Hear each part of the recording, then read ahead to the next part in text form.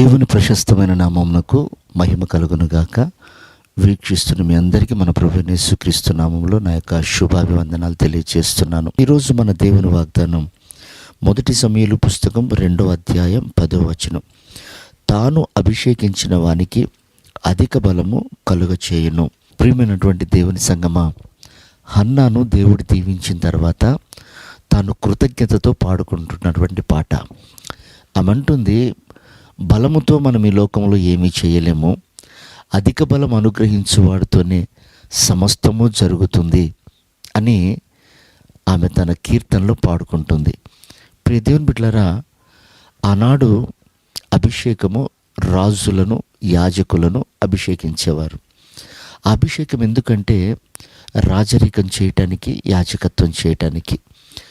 ఆనాడు అభిషేకించబడిన రాజులు, యాజకులు దేవునికి బలమైనటువంటి పరిచర్యలు చేసి దేవుణ్ణి మహిమపరిచారు. ఈ రోజున కూడా మనము రాజులైన యాజక సమూహము. దేవుడు మనల్ని ఎందుకు అభిషేకిస్తున్నాడంటే మనము లోకాన్ని జయించాలి. అయితే లోకములో ఉన్నవాడు బలవంతుడు. బలవంతుణ్ణి జయించాలంటే అధిక బలం కావాలి. అదే పరిశుద్ధాత్మ అభిషేకం. ప్రియమైన వారలారా, చూడండి, ఆనాడు సామాన్యంగా మనుషులుగా ఉన్నప్పుడు శాంసన్ అయితేనేమి, సౌల్ అయితేనేమి, దావీద్ అయితేనేమి, సామాన్య మనుషులుగా ఉన్నప్పుడు వాళ్ళు ఏమీ చేయలేకపోయారు. వారి మీదికి ఆ రోజుల్లో దేవుడు కార్యం జరిగించుకునే ముందు అభిషేకాన్ని పంపేవాడు. ఆ ఆత్మ వారి మీదికి బలంగా దిగి వచ్చినప్పుడు వారు కార్యాలు చేసేవాళ్ళు. సింహాన్ని చీల్చాడు, ఫిలిస్తీన్లను చంపాడు, యుద్ధాలు జరిగించాడు. ఆ తర్వాత ఆత్మ వెళ్ళిపోయేది. కానీ కొత్త నిబంధన సంఘములో ఆత్మ దిగి వచ్చింది మనలోనికి, మన పైకి అని ఉంది బైబిల్లో. అంటే ఇప్పుడు పరిశుద్ధాత్ముడు మనల్ని ఆవరించాడు ఎల్లప్పుడూ జయించటానికి. కనుక ప్రియమైన దేవుని బిడ్డలారా, అభిషేకాన్ని మనం కాపాడుకోవాలి.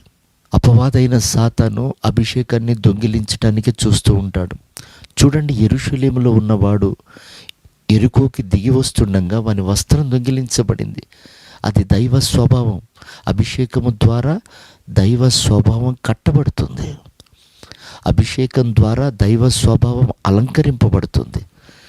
ఎస్తేర్ అంటుంది, హేగెతు, నాకంటూ సొంత ఆలోచనలు లేవు, సొంత అలంకరణ లేదు, నీ ఇష్టానుసారమైన అలంకరణనే నా అలంకరణ అన్నది. హేగే అలంకరణ తప్ప మరి ఏ అలంకరణ కోరుకోలేదు కనుక ఆమె రాణిగా మారింది. ప్రియ దేవుని బిడ్డలారా, రేపు మనమును అంతే. పరిశుద్ధాత్మ ద్వారా మనం అలంకరింపబడుతున్నాం. కాబట్టి దుష్టుడు అనేక రకాల శోధనలు, ఆశలు, కోరికలు మనలో కలగచేసి అభిషేకాన్ని దొంగిలించుటకు గాండ్రించు సింహవలె తిరుగుతున్నాడు. కనుక అభిషేకాన్ని కాపాడుకొని ఆయన రాకడకు మనం సిద్ధపడదాం. ప్రభువటి కృప మనందరికీ దయచేయును గాక. ఆమేన్.